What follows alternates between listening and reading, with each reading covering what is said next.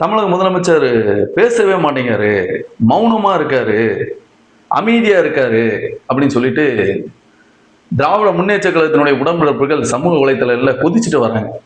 CM என்ன பேசவே மாட்டேங்காரு. அப்புறம் ஆளுநர் உரையின் மீன விவாதத்துல வச்ச எதிர்கட்சியினுடைய கேள்விகளுக்கு பதிலளிக்க விதமா தமிழகத்தினுடைய நிரந்தர முதலமைச்சர் தளபதி விஜய் அவர்கள் சட்டமன்றத்தில் பதில் உரை கொடுக்குறாங்க. கொடுக்குறப்போ அது வரைக்கும் சைலண்டா இருந்து கேட்டுட்டு இருந்த திராவிட முன்னேற்ற கழகத்தினுடைய சட்டமன்ற உறுப்பினர்கள் எதிர்கட்சி தலைவர்களும் பார்ட்டி ஃபண்டுங்கிற ஒரு வேர்டை யூஸ் பண்ண உடனே பட்டுன்னு எந்திரிச்சிட்டாங்க, சட்டசபையிலேருந்து கிளம்பிட்டாங்க.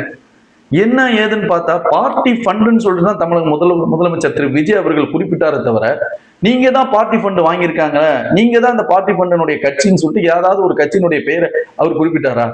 எங்க அப்பன் குதிரைக்குள்ள இல்லைன்னு திராவிட முன்னேற்ற கழகமே காமிச்சு கொடுத்துட்டு பார்ட்டி ஃபண்ட் வாங்கியிருக்காங்க, லஞ்சம் தலைவிரித்து ஆடி இருக்கு, யார் யார் என்னென்ன லஞ்சம் வாங்கியிருக்காருங்கிறதெல்லாம் நாங்க தமிழக மக்கள் மன்றத்துல நாங்க வெளிச்சம் போட்டு காட்டுவோம்னு தளபதி விஜய் அவர்கள் சொல்லியிருக்காங்க. சரி,